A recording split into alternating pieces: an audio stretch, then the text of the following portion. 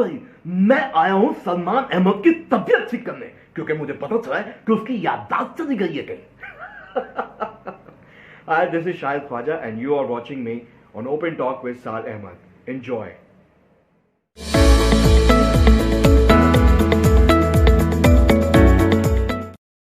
अस्सलाम वालेकुम, warm welcome to open talk with Sal Ahmed. कैसे हैं आप सब लोग? हमारे साथ आज मौजूद हैं, आपको पता ही है कौन मौजूद है, आपने देख लिया थोड़ी देर पहले। तो जी अस्सलाम वालेकुम शाहिद, कैसे हैं आप? अस्सलाम वालेकुम, कैसे हैं? मैं बिल्कुल ठीक ठाक हूँ और मुझे आप भी बहुत प्यारे लग रहे हैं माशाल्लाह से। तो वालेकुम सलाम, आपकी हुस्न नज़र है। सही है। बहुत शुक्रिया आपका टाइम निकालने का। और जो है आप ऑफलाइन भी उतने ही मजेदार हैं जितने आप जो है बुलबुले में हम सबको दिखाई देते हैं। लोग इतना पसंद करते हैं आपको, आपके डॉक्टर के कैरेक्टर को। तो ये बताइए कि आप कितना साल हो गया आपको बुलबुले करते हुए? मुझे याद है कि एक दफा मैं सेट पे था और नबील ने मुझसे कहा था कि आपने ये रिकॉर्ड करना है। तो उस वक्त मुझे अंदाजा हुआ कि वाकई बहुत टाइम हो गया, ऑलमोस्ट 10 years फॉर डूइंग बुलबुले शो, ऑलमोस्ट 10 years। और मोर देन 7 हम कर चुके हैं। वाओ। तो साल और 700 एपिसोड्स। ये 700 एपिसोड जो हैं ये बुलबुले की, या आप भी उसमें रहे हैं? मेरा स्टार्ट ऐसे ही हुआ है, मैं आपको बताता हूँ। यूं समझते, मैंने बुलबुले में डॉक्टर के अलावा भी 2-4 कैरेक्टर और शुरू में किए हैं। और मेरी जो फर्स्ट अपीयरेंस वो बुलबुले की एपिसोड 7 या 9 है आई गेस, तो बिल्कुल स्टार्ट में। और उसमें बना एक स्टेट एजेंट और जो एक पॉलिसी लेके आता है महमूद असलम साहब के लिए। वहां से मेरा स्टार्ट हुआ है बुलबुले की टीम के साथ। बहुत ही अच्छा इंटरेक्शन रहा। उस वक्त हिना इंट्रोड्यूस नहीं हुई थी, मोमो हिना दिलपजीर इंट्रोड्यूस नहीं। उस वक्त जो है वो कैरेक्टर कहानी थोड़ी सी डिफरेंट थी। बिल्कुल आप शुरू के एपिसोड देखेंगे तो उसमें आपको लगेगा कि वो बिल्कुल कहानी अलग है।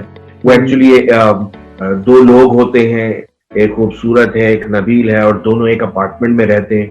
और वो इत्तेफाक से वो जो अपार्टमेंट है वो उनके एक दोस्त का है, और दोनों का वो एक म्यूचुअल दोस्त निकल आता है।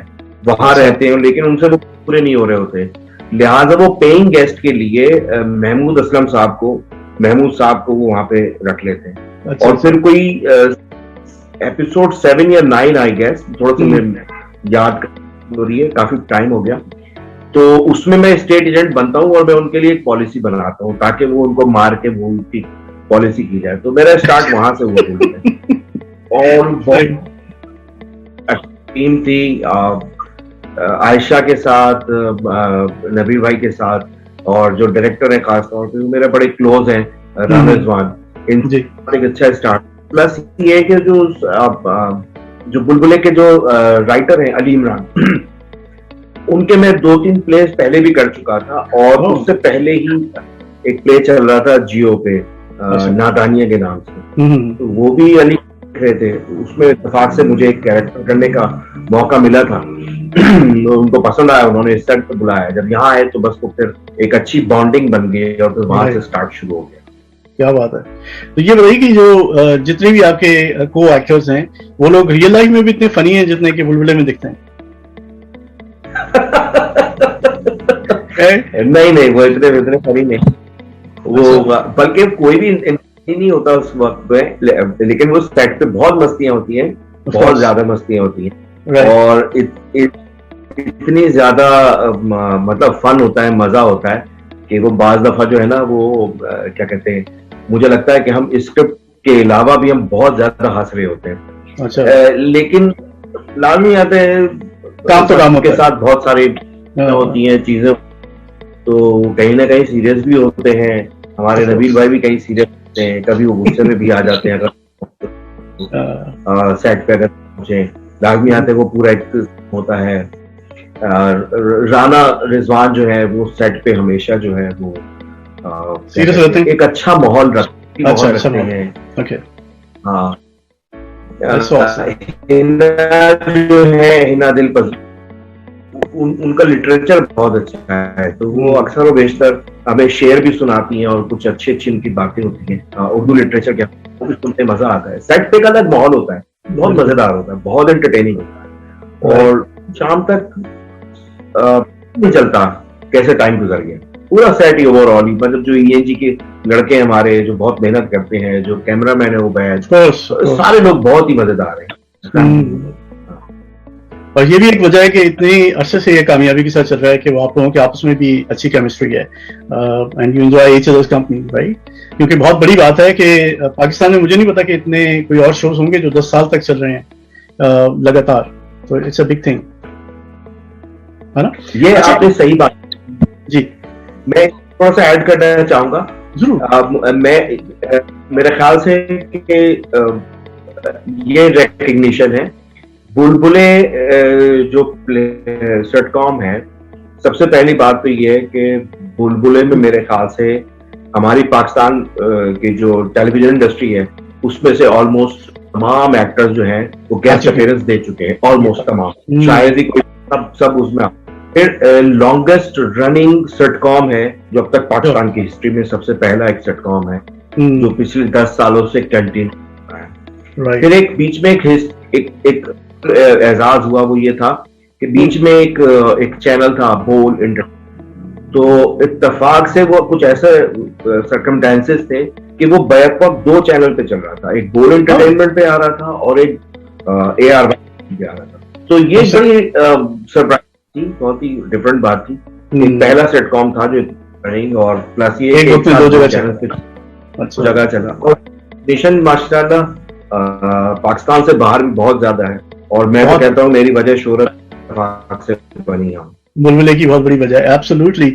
यहाँ पर बल्कि जो पाकिस्तानी रेस्टोरेंट्स होते हैं ना, वहां पर टीवी पे अक्सर उन्होंने रिपीट पे लगाए हुए होते हैं बुलबुले के शोज। मैंने इनफैक्ट पहली बार बुलबुले किसी रेस्टोरेंट में देखा था पाकिस्तानी, तो वहां पर वो चल रहा था और खाना मुश्किल हो गया था क्योंकि हंसी आ जा रही थी बहुत ज्यादा। It was really really funny. तो मैंने कहा यार ये तो जबरदस्त चीज है, इसको और जाके चेक करना चाहिए। नहीं, बहुत अच्छा काम कर रहे हैं, और जो अच्छा काम कर रहे हैं उसको अप्रिशिएट भी करना चाहिए। आपको अक्सर जो है पैमरा का जिक्र होता है बुलबुले में, तो आपको लगता है कि कभी लाइन क्रॉस होती है ऐसी कि पैमरा को एक्टिव होना पड़े? हाँ, समटाइम मुझे लगता नहीं है, लेकिन मैं ये कहना चाहता हूँ कि शायद हमारा पैमरा थोड़ा सा ओल्ड स्कूल है, और चीजें जो है अब कुछ थोड़ी सी लिबरल हो चुकी हैं, या शायद आप कह ले आप उसमें लीनियंसी दिखा सकते हैं, और बिल्कुल ऐसा नहीं है। जब स्टार्ट किया था एक्चुअली, ये कभी भी हमने नहीं सोचा था एज टीम एज कास्ट कि ये जो है ये बच्चों में इतना ज्यादा मकबूल हो जाए, लेकिन खुदा को कुछ करना होता है तो यकीनन कोई वजह बन जाती है। ये माशाल्लाह अब तो वो बच्चे जो बुलबुले देख के बड़े हो गए, अब वो इतने बड़े बड़े हो गए मुझसे, और बाज़ दफा वो मिलते हैं और मैं भी उन्हीं लोगों से सीखूं।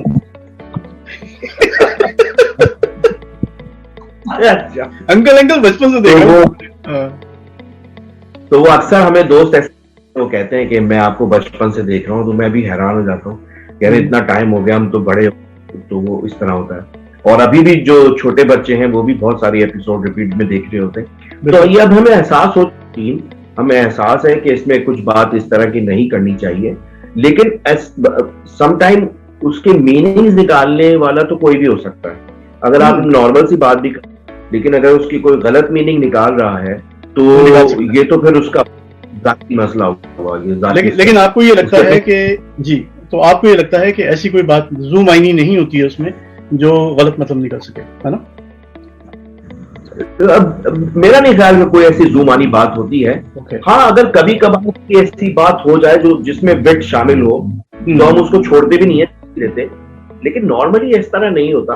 और हमें पता होता है इट्स अ फैमिली शो माशाल्लाह से, और एक रिस्पॉन्सिबिलिटी होती है, क्योंकि जब हमारी टीम कहीं भी ट्रैवल करती है तो वो लाजमी आते लोग होते हैं, तो वो सारे फीडबैक्स होते हैं। इनफैक्ट ये मैं कहा भी दूं कि हमारे जो टीम मेंबर्स हैं, जो हमारे प्रोड्यूसर और एक्टर हैं, नबी जफर वो हो गए, हिना हो गई, आयशा उमर हो गई, महमूद साहब हो गए, राना रिजवान, मैं और बहुत सारे हमारे लोग, तो वो जो यूट्यूब पे जब रन हो रहा होता है वो उसपे जो कमेंट्स आ रहे होते हैं, हम लोग अक्सर वो भी उस पर भी डिस्कशन हो रही होती है। हाँ, द रिकॉर्ड जब हम सेट पे होते हैं तो हमारा जिक्र होता है कि अरे वो फला के बारे में बात हो रही थी, फला के बारे में बात हो रही थी, अच्छे बुरे कमेंट्स होते हैं पढ़ने के लिए, लेकिन मैं नहीं समझता कि हम लोग कोई ऐसी बहुत ज्यादा जुबानी बातें करते हैं। सही है, आप लोग भी रिस्पॉन्सिबिलिटी का मुजाहरा करते हैं, एब्सोल्युटली।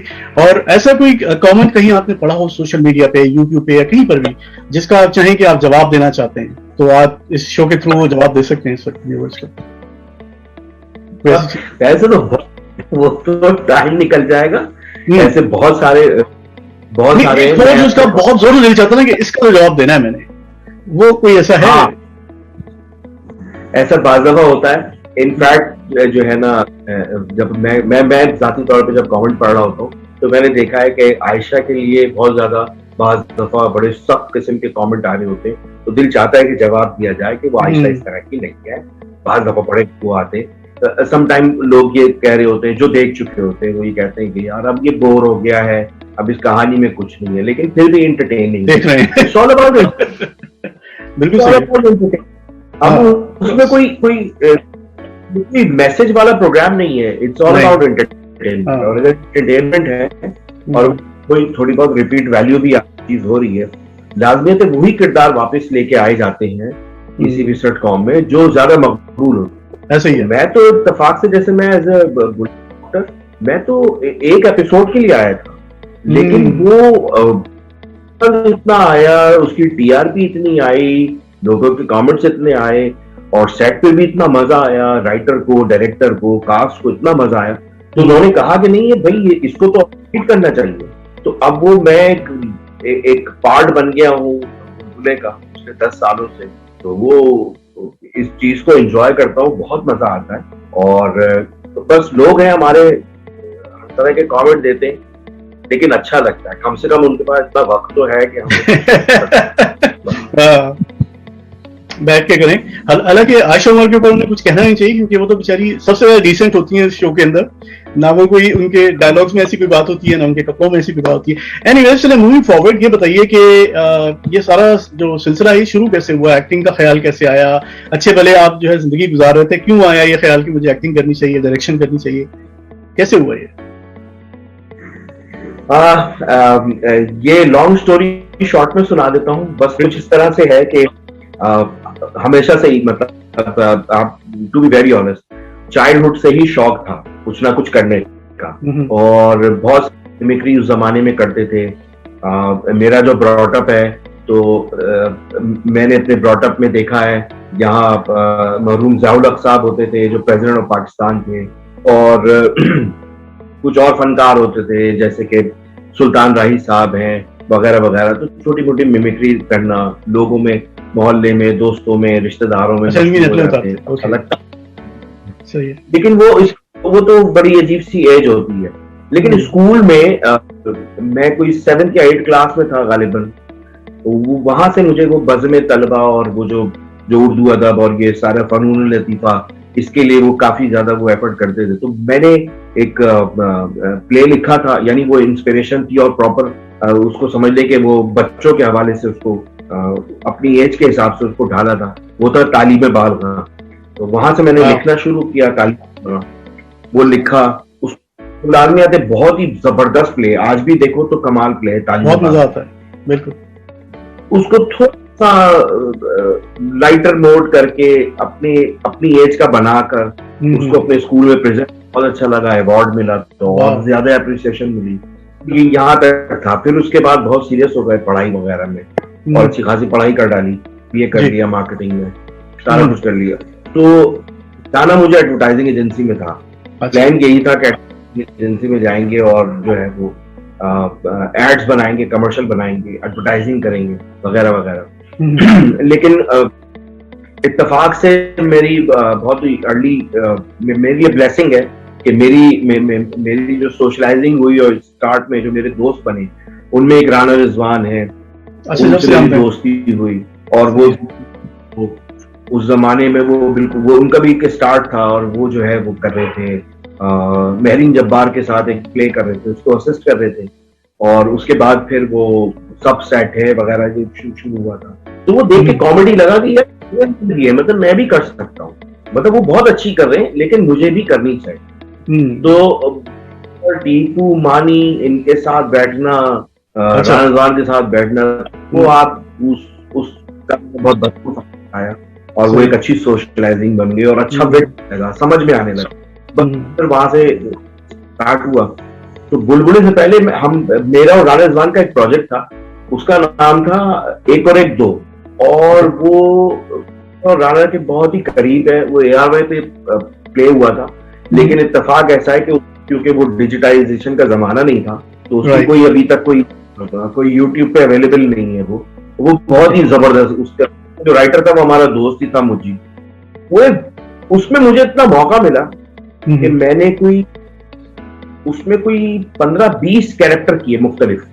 वो फिर वो एक्सप्लोर हो गया, वो चीज मजा आना शुरू हो गया करते करते बहुत सारे। और फिर एक टाइम आया कि नबील से राणा रिजवान की मुलाकात हुई, कहीं भी हुई होगी, और लोगों ने एक प्लान किया। इन दोनों ने एक सिटकॉम अपना अपना लिखवाया।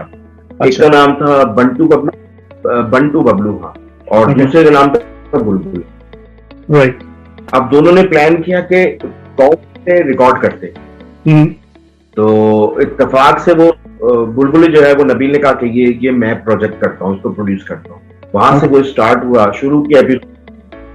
तो जब शुरू के एपिसोड होती हैं, उस वक्त आदमी अपने दोस्तों को ही जमा कर लेता है कि यार कोई एक कैरेक्टर आप कर ले। तो हाँ, तो राणा ने मुझे रिक्वेस्ट की कि यार एक ये कैरेक्टर है, ये आप कर लो।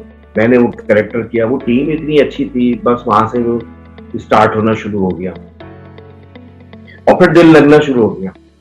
वो कैसा स्टार्ट था, इनफैक्ट वो मैं अंदर दिल से मैं तो चाहता था कि मैं और भी कुछ काम करूं, लेकिन वो बस एक अंदर से अच्छा लगने लगा और मजा आने लगा। comes naturally to you, okay। तो कॉमेडी के अलावा अगर आपको मौका मिले कुछ सीरियस रोल करने का, या इस तरह की कोई संगीन किस्म के रोल हो करने का मौका मिले, तो वो आप उसमें इंटरेस्टेड होंगे? मुझे मेरा एक बड़ा अच्छा दोस्त है, आप भी जानते हैं, सलीम मेराज और राशिद।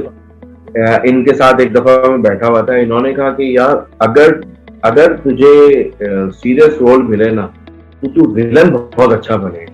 तो मैं बस हंस का, तो ये उनकी नजरे करम है। उन्होंने कहा तू नेगेटिव कैरेक्टर बहुत अच्छे कर सकता है। मैंने कहा अच्छा। बस इत्तेफाक है कि मैं कभी नेगेटिव किया नहीं है, और शायद वो मेरी पर्सनैलिटी पे जाता ना होगा, लेकिन ये है कि वो एक हद तक ठीक भी कहते हैं। अगर मैं सीरियस में करूं तो शायद मैं ये वाले कैरेक्टर करूंगा। मुझे लगता है उसमें मार्जिन ज्यादा है, उसमें परफॉर्मेंस अच्छी जगह मिल जाती है सारा। तो क्योंकि सब कुछ अब हीरो नहीं होता। सारी अब ऐसी प्रोजेक्ट्स आपने देखे होंगे कि उसमें मुख्तलिफ शेड्स होते हैं। ऐसी अपनी अगर आपको परफॉर्मेंस दिखानी है लोगों को, तो थोड़ा सा नेगेटिव भी कुछ होना चाहिए। बाद में आके चाहे सीधा ही हो जाए, लेकिन कॉमेडी का जो है बस यही, अगर एक्टिंग में करना चाहूंगा तो ये करो। अंडरस्टूड। अच्छा, ये बताइए कि अगर आपको अपने डॉक्टर वाले कैरेक्टर के अंदाज में आपकी जो कास्ट एंड क्रू है उनको आपने मैसेज देने हो कुछ, तो कैसा रहेगा? बहुत अच्छा रहेगा। मैं अगर स्टार्ट करें आप जी, महमूद असलम साहब से करें या हिना साहिबा से करें, सबको वन बाय वन अगर आप मैसेज अपनी तरफ से आप क्या उनको एडवाइस करना चाहते हैं, लेकिन वो डॉक्टर वाले अंदाज में। मैं उनको रिगार्ड देता हूँ और वो मेरे लिए बहुत प्यारे हैं वो। मैं उनके लिए कहना चाहता हूँ कि हेलो, अस्सलाम वालेकुम महमूद साहब। यार महमूद साहब, आप तो यार वाकई बहुत ही, मतलब ये कि कमाल के आदमी है भाई। इतनी खूबसूरत आप एक्टिंग करते हैं ना कि मेरा दिल खुश हो जाता आपके। और दूसरा मैं क्या कहूँ, ये जो हमारी मतलब मोमो है भाई, उफ भाई मोमो, तो आप तो बहुत ही कमाल हो। मतलब ये कि आप जाम अप्रोच देखिए, बहुत ही अच्छा लगता मुझे। मैं तो समझ में आता हूँ आपके बारे में और क्या कहूँ। नबी भाई आप तो प्यारे हैं ही माशाल्लाह से, इतने प्यारे स्वीट आदमी हैं। और मेरा दोस्त राणा रिजवान, आयशा आपके लिए भी बहुत सारी ढेर सारी दुआएं आपके लिए। मैं तो सोचा हूँ कि आपको एक इंजेक्शन भी लगा दूं मैं, बल्कि मुझे भी लगा दे शायद। जबरदस्त। मैं तो समझ रहा था कि आप इनको दवाएं भी रेकमेंड करेंगे, लेकिन आपने इंजेक्शन वाली बात कह दी, तो दैट्स अ गुड वन। बहुत आला, बहुत thank you so much. I hope like जो हमारे व्यूअर्स देख रहे हैं वो एंजॉय किया होगा उन्होंने इस छोटी सी परफॉर्मेंस को। अगर हम जाएं थोड़ी सी सीरियस बात करें कॉमेडी के ही दायरे में रहते हुए, कि कॉमेडी जो है वो हम जब ग्रो अप कर रहे थे या बाद में हम में से बहुत से लोगों ने यूट्यूब पे डिस्कवर किया उनको, कि जैसे अलिफ नून आता था एक जमाने में, उस लेवल की कॉमेडी होती थी। जो जेदी शो आता था अतर शाह खान साहब का, वो कॉमेडी होती थी। लहरी साहब कॉमेडी करते थे और मोइन अख्तर और साहब का एक लेवल था कॉमेडी में। मेरे ख्याल में वो जब हम ग्रो अप कर रहे थे तो उस जमाने में मुझे लगता है कि उन्होंने वो वेस्टर्न स्टाइल की कॉमिक को लेके आए पाकिस्तान में, कि वो सूट पहने हुए हैं और बहुत ही डिसेंट अंदाज में और बहुत ही इंटेलिजेंट जोक्स थ्रो करते थे, कॉमेडी करते थे। और उनके सारे के सारे जो जितने भी जोक्स होते थे वो सारे ऐसे होते थे जो फैमिली के साथ बैठ के आप विदाउट एम्बैरेस्ड हुए आप देख सकते थे। आजकल की जो कॉमेडी है, जब से ये इंटरनेट आया है और जब से सबके हाथ पैर खुले हैं कि भाई हमें अब कौन रोकेगा, कहाँ पर कैमरा और कहाँ पर सेंसरशिप और कहाँ पर क्या, तो उस जमाने की कॉमेडी को जहन में रखते हुए अब आप जो कॉमेडी देखते हैं, क्या फर्क आपको महसूस होता है? बड़ा फर्क जो शायद आपको पिन करता हो या अच्छा लगता हो? आपने वाकई बहुत अच्छा सवाल किया है। सबसे पहले तो आप काबिले तहसीन, काबिले दाद हैं कि आपने वाकई एक बहुत अच्छा सवाल किया, और मुझे खुशी है कि आपने इस बारे में सोचा और इस बारे में सवाल किया। मेरी एक अदना होगी, यकीनन बहुत सारे हमारे इंडस्ट्री में दोस्त हैं जो बहुत अच्छी परफॉर्मेंस करते हैं और यकीनन उनकी एक राय होगी, लेकिन मैं अपनी राय जरूर दे सकता हूँ। मुझे ऐसा महसूस होता है, या मैं जिनके साथ रहा हूँ, मेरा इंटरेक्शन जो है वो मोइन भाई के साथ भी रहा है, उमर शरीफ भाई के साथ। उमर शरीफ आप समझ लें कि एक किस्म के रूहानी उस्ताद हैं, उनके मेरे पास सारी सीट। वो अक्सर मैं उनके पुराने ड्रामेज वगैरह देख के आज भी इंजॉय करता हूँ उसको।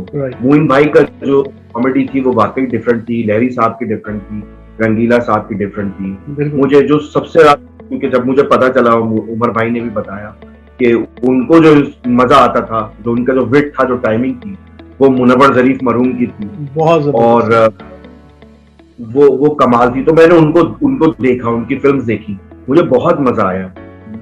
बताने की बात यह है कि जो कॉमेडियन होता है या जो जिसके पास से विट आती है, एक्चुअली वो मुझे लगता है कि वो ज्यादा ही हसास होता है। उसको माशरे का पता होता है, उसको अमीरी गरीबी का, महंगाई का, उसको सारे मौसम देखे होते हैं, जो सोशल इशू पता होता है। इसी वजह से जब वो कोई बात करता है, वो कोई जोक करता है, तो लोग उसको रिलेट करके हंसते हैं और बहुत सारी चीजें होती हैं, तो उसमें मजा आता है। लेकिन अगर आप कंपैरेटिवली आजकल के जो हमारे जो कॉमेडियंस हैं, मैं सबकी बात नहीं कर रहा, लेकिन जो यंग जनरेशन है, उनकी स्टडी थोड़ी कमजोर है। उनके पास मुझे लगता है इंटरनेशनल एक्सपोजर नहीं है, या वो उन्होंने उस तरह जो करंट इश्यूज, सोशल इश्यूज उस तरह पढ़े नहीं है, जो नॉर्मली होता है, जो की कहानी होती है, जो हस्बैंड वाइफ के इश्यूज होते हैं, जो बहन भाई के मसले हैं, जो स्कूल कॉलेज के होते हैं, जो बस के धक्के होते हैं, जो सरकारी दफातर में मसले मसाइल होते हैं, वेरी गुड पॉइंट, जो सड़कों होती है, तो वो रिलेट करते हैं ना, तो वो अच्छी विट निकलेगी। लेकिन नतीजतन ये नतीजा बस ये निकलता है कि उनको लगता है कि शायद जूम आनी बात करने से, थोड़ी सी ब्लो द बेल्ट करने से लाफ्टर मिल जाता है, जल्दी फेम मिल जाता है, जरा सी थोड़ी सी ब्लो द बेल्ट बात कर लो तो लोग मशहूर हो जाते हैं, और किसी हद तक ये हो भी रहा है, लोग देख भी लेते हैं। लेकिन इसकी लाइफ होती है, इसकी लाइफ शॉर्ट होती है। लेकिन अगर आज भी आप मोइन भाई, उमर भाई, मुनव्वर जरीफ और बहुत सुहेल अहमद साहब हैं, महमूद असलम साहब बहुत अच्छी 100% अपनी परफॉर्मेंस, बिल्कुल।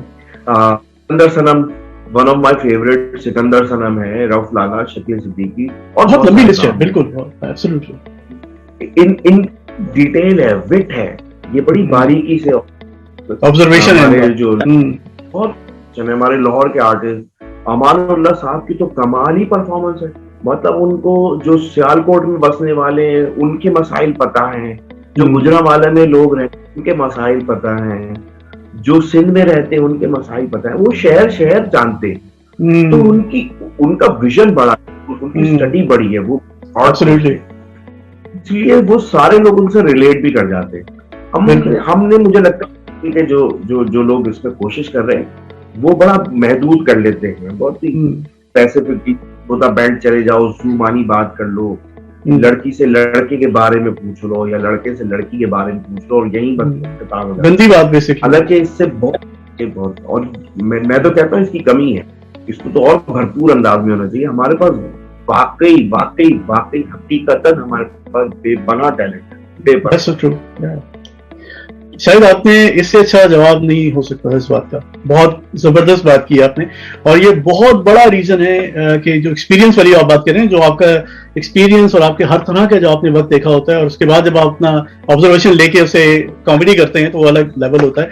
वेस्ट में भी आप देखें, ये सारे जितने बड़े इस वक्त आपके कॉमिक्स हैं वो सारे बहुत मुश्किल वक्तों से गुजरे हैं, बहुत मुख्तलिफ तरह की चीजें उन्होंने एक्सपीरियंस की हैं और अपनी सोसाइटी को बहुत इनसाइड आउट समझते हैं, सोशल फैब्रिक को समझते हैं। तो बहुत बहुत well said, thank you very much for answering that question. अच्छा, अब ये बताएं कि अगर आपसे ये कहा जाए जी,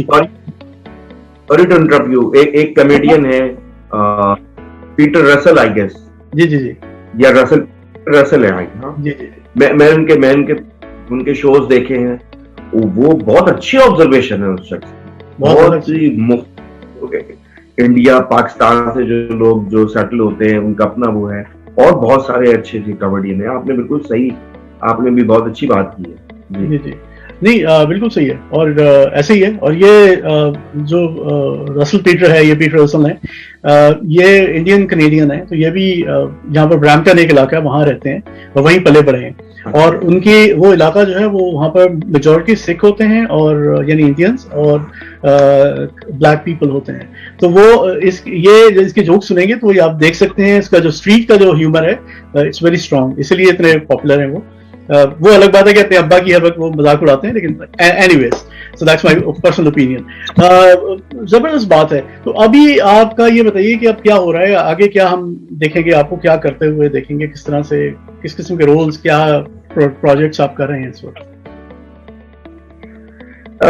इस वक्त जो है वो इस वक्त करंट राइट नाउ जब मैं आपसे बात कर रहा हूँ तो इस वक्त थोड़ी सी सिचुएशन जरा सी डिफरेंट है ओवरऑल। एक तो आपको पता है कि पेंडेमिक की वजह से कुछ इश्यूज हुए थे। इनफैक्ट वो आपका सवाल नहीं, मैं वो जवाब देना चाहता हूँ कि पेंडेमिक से पहले जो है वो मैं एक फिल्म कर रहा था। अच्छा। और उसके मैंने मेरे ख्याल से 2 या 3 दिन उसकी रिकॉर्डिंग भी कराई, लेकिन फिर वो फिल्म बंद हो गई, 2 साल का लॉकडाउन लगा और वो सारा जो प्रोड्यूसर है उसका सब बजट सब आउट हो गया, काफी प्रॉब्लम्स आई, तो वो रह गई भारत में। लेकिन ये है कि मेरा जो अभी जो फोकस रहा वो ज्यादातर अभी जो रिसेंट ईयर्स में वो ज्यादातर एक्टिंग पे फोकस रहा। बिसाइड दैट कि मैं एक फुल टाइम एक डायरेक्टर हूँ और मैंने बहुत सारे प्रोजेक्ट किए हैं, लेकिन ये है कि वो अब ज्यादा फोकस जो है वो एक्टिंग पे है। मुझे लगता है कि आजकल गैप बहुत ज्यादा है। मेरे ख्याल से कॉमेडी में अगर आप बात की जाए तो कॉमेडी में एक तो लोग बहुत कम होते हैं, और अभी जब मैं चूंकि जिक्र कर रहा था अभी रिसेंट टाइम पे जो है वो पाकिस्तान में इस वक्त सिर्फ 1 या 2 सिटकॉम चल रहे हैं, अभी और नहीं चल रहे, हालांकि पहले हर चैनल से चला करते। अभी जो है वो एक बुलबुले चल रहा है, लॉन्गेस्ट रनिंग सिटकॉम हो गया, और एक मेरे ख्याल से पीटीवी पे रहा है खट्टा मीठा। वो बस एक अल्लाह की बड़ी ब्लेसिंग है कि पाकिस्तान में ऑलमोस्ट जितने भी बनने वाले सिटकॉम हैं उसमें मोस्टली मैंने कहीं ना कहीं कोई पार्ट प्ले किया, या तो वो मैंने डायरेक्ट किया है या वो मैंने कहीं मैंने उसमें कहीं परफॉर्मेंस एक्टिंग की है, गेस्ट अपीयरेंस की है, कहीं वो इंटरेक्शन रहा है। और मुझे अब लगता है कि मेरे ख्याल से जो मेरी एफर्ट है, जो मेरी खिदमत है कौम के लिए, जो मैं करना चाहता हूँ, मुझे लगता है यही करना चाहिए। सीरियस तौर बहुत सारे दोस्त कर और बहुत ही अच्छा कर रहे हैं, मुझसे तो बहुत ही अच्छा कर रहे हैं, लेकिन ये लगता है कि मुझे इसमें करना चाहिए। मेरे जो आसपास मेरे जो दोस्त हैं, जो मेरे प्यारे दोस्त एक्टर्स हैं, मुझे जो है कमेंट दिया यासिर नवाज ने, दानिश नवाज ने, यही कहा सलीम महराज, राशिद फारूकी ने, शहूद अलवी ने, नबील ने, सब ने मुझे अक्सर, जो और भी बहुत सारे दोस्त हैं मेरे, सब मुझे ये कहते हैं कि तुम्हारी कॉमेडी अच्छी है। तो मुझे लगता है जब इतने सारे लोग कह रहे हैं तो गलत तो कह नहीं रहे होंगे इनमें से नहीं, और सही बात भी है। और मुझे लगता हाँ तो अब यही करना चाहिए बेहतर है। अच्छा, तो अभी आपका अपकमिंग इस वक्त काम चल रहा है किसी प्रोजेक्ट पे जिसके बारे में आप बात करना चाहें? जी, अभी मैंने रिसेंटली दो जो है वो वेब सीरीज प्लान कर ली है। वो एक हमारे पास अब एक क्या कहते हैं, एक समझ ले OTT प्लेटफॉर्म है, उसके लिए दो हमारी गई है। सिर्फ कास्टिंग में प्रॉब्लम आ रही है क्योंकि कुछ जो दोस्त हैं वो या तो वो काम छोड़ चुके हैं या वो कॉमेडी करना नहीं चाहते, और कुछ बजट के भी इशूज होते हैं। बहरहाल ये दो प्रोजेक्ट्स अभी हैं, और एक मैं अपने लिए पर्सनली खुद कुछ लिख रहा हूँ, वो बहुत अनकरीब जो है वो आप लोग देखेंगे इंशाअल्लाह ताला। इंशाअल्लाह वो आप लोग देखेंगे ताला, और वो भी यूट्यूब पे ही आएगा, क्योंकि मुझे लगता है कि पाकिस्तान की बड़ी मार्केट है, और यहाँ पे अभी इन 2 सालों में पेंडेमिक में हमारे मेरे ख्याल से बहुत सारे दोस्तों ने मुख्तलिफ किस्म के OTT प्लेटफॉर्म्स जो हैं इंक्लूडिंग नेटफ्लिक्स वगैरह वो बहुत सारे देख डाले, और हमारी जो ऑडियंस है उसका एक्सपोजर बढ़ गया अचानक 2 साल में। बहुत सारी कॉमेडी देख ली, ना सिर्फ पाकिस्तान की बल्कि और दूसरे मुल्कों की, मुख्तलिफ ममालिक की, उन्होंने वो सब सारे प्रोग्राम्स देखे। तो अब जो है वो हमारा जो व्यूअर है ना वो ज्यादा लिटरेट होता है एज कम्पेयर टू जो हम। तो अब हमें कुछ जरा ज्यादा मेहनत करनी। अब वो सतही बातें, सादी बातें, सादी कहानियों पे वो मजा नहीं आएगा, अब कुछ करना पड़ेगा। तो लिहाजा मेरी कुछ 2-4 राइटर से भी बात हुई, और मुझे लगा कि शायद वो मेरी बात उस तरह समझ नहीं पा रहे जो मेरे दिमाग में है। तो फिर मैंने खुद जिम्मेदारी ली, अब मैं उसको लिख रहा हूँ, और अल्हम्दुलिल्लाह मैंने 3 एपिसोड लिख लिए हैं उसके। मैं उस 8 एपिसोड का एक सीरीज एक पहला आप सीजन बनाना चाह रहा हूँ उसका। अच्छा। और वो बहुत अनकरीब यूट्यूब पे देखेंगे इंशाअल्लाह ताला। इसके अलावा जो कुछ प्रोजेक्ट वो 2 यूट्यूब के हैं, और एक हमारे एक चैनल है वो आ रहा है, उसमें कोई 2 प्रोजेक्ट अभी दिए हैं, वो मैं स्क्रिप्ट पढ़ रहा हूँ एज डायरेक्टर। तो देखें वो अभी इस फेज में आते हैं, तो अभी यही चल रहा है। जबरदस्त बाकी एक्टिंग या साउंड्स ग्रेट।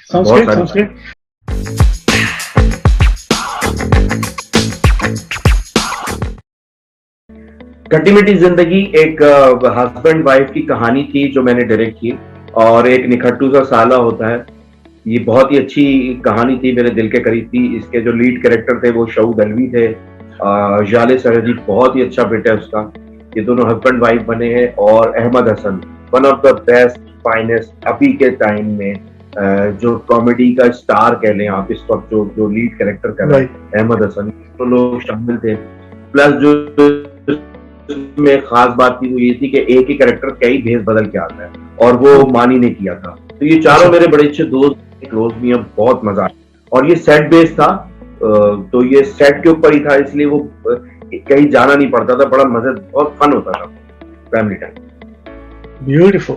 टोटल से आपा ये मेरा एक और डायरेक्टोरियल प्रोजेक्ट था ARY डिजिटल के लिए। टोटल से आपा इसकी जो प्रोडक्शन थी वो थी आई ड्रीम एंटरटेनमेंट की।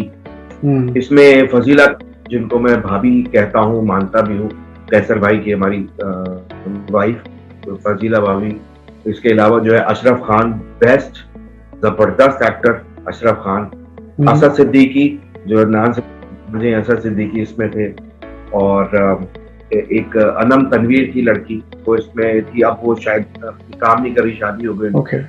और उसमें एक किरदार था जो खामोश किरदार था, यानी वो नजर नहीं आता, उसकी सिर्फ आवाज आती थी, और उसको बड़ी बददुआएं पड़ती थी उसको से कैरेक्टर में। वो किरदार वो इतनी बातें आती थी उसमें, इतना ज्यादा इम्प्रोवाइजेशन होती थी। वो बहुत ही मजेदार प्रोजेक्ट था, ARY डिजिटल के लिए था। नाम था टोटल से आपा। भट्टी एंड डीडी ये एक्चुअली पहले कैसर निजामानी की एक प्रोडक्शन थी, और उस वक्त जो है वो अशरफ खान और नबील उसमें किरदार होते हैं। अशरफ खान जो है वो भट्टी हैं, और जो डीडी बना वो नबील है। लेकिन उसके बाद वो कहानी चेंज हुई, और फिर एक काशिफ है हमारे, काशिफ खान बहुत अच्छे कॉमेडियन है, बहुत तेज बात करते हैं। वो और अशरफ खान वो दोबारा मिलके, और परवेज, ये सब एक टीम बना के दोबारा भट्टी डीडी को TV1 का ये मेरा डायरेक्टोरियल प्रोजेक्ट था। ये भी मजेदार था। और इसमें खास बात ये थी कि जब इसका एक ईद स्पेशल कर रहे थे, तो पता नहीं कोई मसला हुआ था, वो पूरे मेरे ख्याल से ग्रिड वगैरह चले गए थे, लाइट वाइट चली गई थी पूरे, कई पूरे शहर की लाइट हुई थी कुछ बता। वाह। तो वो अंधेरे की तरह उसको मैनेज किया था वो, क्योंकि अगले दिन 2 दिन 3 दिन बाद वो ईद थी और उसको एडिट भी करना था, तो वो एक हमेशा से यादगार मेमोरीज। शादी का लड्डू जो है वो एक्सप्रेस एंटरटेनमेंट के लिए एक सिंगल प्ले हुआ करता था, जो हर वीक में एक नया प्ले आता था। उसकी ड्यूरेशन कोई 40 मिनट के करीब थी। वो मेरा डायरेक्टोरियल प्रोजेक्ट था एक्सप्रेस एंटरटेनमेंट के लिए, और वो जो प्रोडक्शन वो MIF की थी, यानी नबील की थी। उसमें मुख्तलिफ कहानियां होती थी। एक कहानी मुझे बड़ी अच्छी याद है, और वो ये थी कि एक आदमी है जो अपनी बेगम से बहुत ज्यादा बेजार है। उसकी बेगम जो है वो नाहिद शब्बीर बनी थी, और जो कैरेक्टर किया था वो शहूद अलवी ने किया था। अच्छा। तो वो बहुत ज्यादा बेजार, वो जो है अपनी बेजारी के लिए खुदकुशी करने के चक्कर में वो एम्बुलेंस का ड्राइवर बन जाता है, और वो फिर वहां से अमीर हो जाता है। और वो बड़ी मजेदार सी कहानी मेरे ख्याल से सोशल मीडिया पे। तो वो आइडियाज होते थे, बहुत अच्छा प्रोजेक्ट था। एब्सोल्युटली।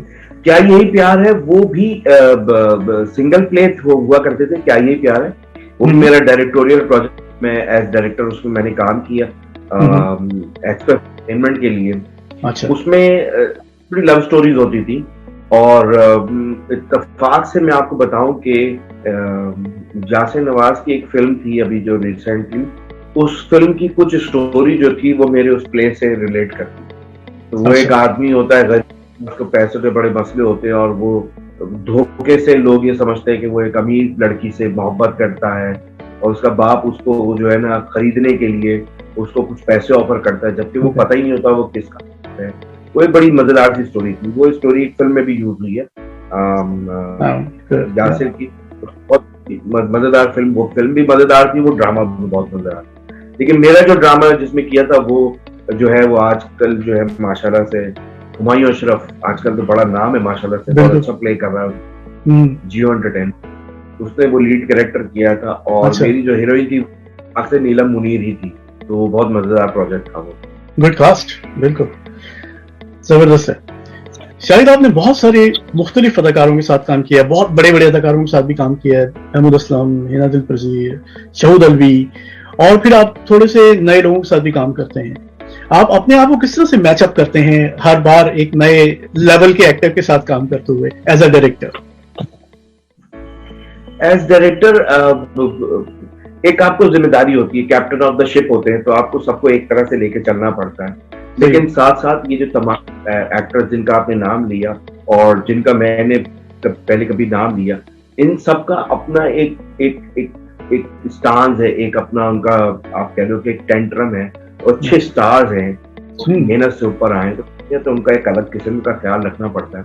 लेकिन इत्तेफाक ऐसा है, और मेरे ख्याल से एक अंडरस्टैंडिंग ऐसी बन जाती है कि जब ये लोग सारे दोस्त वगैरह जब मेरे साथ सेट पे आते हैं, तो बजाय मुझे खौफ दिलाने के, ये मुझे और जो है ना वो हल्का कर देते हैं, मेरे साथ फ्रेंडली हो। तो मुझे बहुत मजा आता है। मुझे यासिर नवाज के साथ मैंने एक्टिंग की है, उनके डायरेक्शन उनको डायरेक्ट भी किया। शमून अब्बासी को मैंने डायरेक्ट किया। मेरी डायरेक्ट में शहूद अलवी ने भी काम किया, महमूद असलम ने भी काम किया, बहुत सारे दोस्तों ने काम किया, और मुझे वाकई फेल नहीं होने दिया। उन्होंने इतने पोलाइट तरीके से, इतने अच्छे तरीके से अपने काम पे फोकस किया, इतना अच्छा, और मेरी बात समझी। तो बार दफा मैं ना उनको वो करके दिखा रहा होता था, परफॉर्मेंस करके दिखा रहा हूँ कि ऐसे आप रिएक्शन देते हो। वो बहुत कुछ उनसे सीखने को मिलता है। एक नाम जो मैं रह गया बताना चाहता हूँ, जी, वो जब मैं उनको कर रहा था मुझे बहुत सारे लोगों ने डराया। उनका नाम था शब्बीर जान।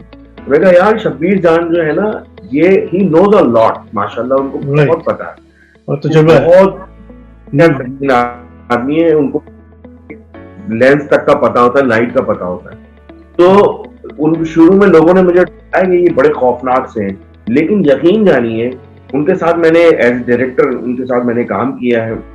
इतना जबरदस्त आदमी के टेंशन फ्री आदमी, एक बार स्क्रिप्ट पढ़ता है वो आदमी शब्बीर भाई, और उनको पूरा स्क्रिप्ट याद होता है। डिलीवरी कमाल की डिलीवरी है, बेहतरीन, उनको अपनी कंटिन्यूटीज याद होती है। तो एज डायरेक्टर मेरे लिए ये सारे लोग जो है ना, मेरी सक्सेस में ये सारे ब्लॉक्स हैं।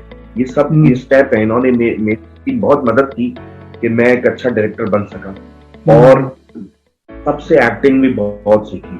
तो अब जो भी मैं एक्टर हूँ, जितना मैं एक्टर और डायरेक्टर हूँ, ये सब मेरे तमाम इन दोस्तों की मोहब्बत से, और इन्होंने जो मुझे प्यार में मोहब्बत में जो सिखाया, इन सब की वजह से इन सबका मैं वाकई बहुत शुक्रिया अदा करना चाहता हूँ कि मैं लकी हूँ कि आप सारे दोस्त, जिनका मैं नाम नहीं ले भी सका, उनका याले आपका, नाइल शबीर आपका, नीलम आपका, बहुत सारे दोस्त हैं, मानी आपका, और हेरा मानी आपका, आप बहुत सारे जो दोस्त हैं, उरूसा, आप सबका बहुत शुक्रिया यार। आप सब लोग बहुत ही कमाल के लोग थे और अभी भी हैं माशाल्लाह से, और इंशाल्लाह मैं चाहता हूँ कि आने वाले जो प्रोजेक्ट्स हैं तो उनमें आपके साथ जरूर जो है वो आपको कास्ट करूँ और आपके साथ काम करूँ। ब्यूटीफुल, जबरदस्त, सही बात है। आई एम श्योर कि आपके जो फैंस हैं वो सब जरूर लुक फॉरवर्ड करेंगे इन आपके सारे प्रोजेक्ट्स को।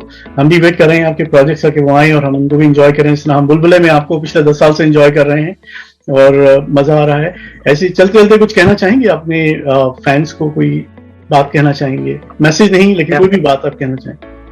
मैं अपने फैंस को कहूंगा कि सबसे पहले तो ये एक रिक्वेस्ट है कि भाई इस प्रोग्राम को भी आप जरूर देखें, लाइक करें, सब्सक्राइब करें, और जो हम आगे आने वाले प्रोग्राम्स हैं उसको देखें जरूर, उस पर कोई कमेंट करें, अच्छा करें बुरा करें, ताकि आपके कमेंट्स सीखें और कुछ अच्छा करने की कोशिश करें, इम्प्रूव करें। और आपके साथ बात करने में बहुत मजा आया, बहुत ही फ्रेंडली, मुझे ऐसा लग ही नहीं रहा कि मैं कोई इंटरव्यू में बात कर रहा हूँ, बल्कि शायद मैंने अपने बड़े दिल से बहुत सारी इस तरह की बातें की जो मैं शायद आम तौर पे नहीं करता, लेकिन एक बहुत ही अच्छा फ्रेंडली एनवायरनमेंट। बहुत शुक्रिया। यहाँ तक मैसेज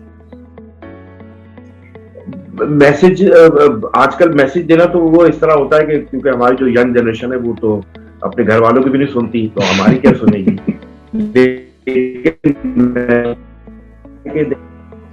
वैसी इतनी सारी टेंशन होती है ओवरऑल, कहीं ना कहीं कोई ना कोई किसी ना किसी काम में टेंशन में ही होता है, तो बस मुस्कुराते रहें और एक दूसरे को अप्रिशिएट करें। मुझे एक जो चीज लगती है वो स्पेशली वो लगती है हमारी जो पाकिस्तानी ऑडियंस है, वो जरा सा दाद देने में, तारीफ करने में जरा सी थोड़ी सी ना कमजोर है, जरा देर में दाद देती है। तो प्लीज अप्रिशिएट करें हम जो कर रहे हैं बुलबुले की टीम में, तो प्लीज अप्रिशिएट करें।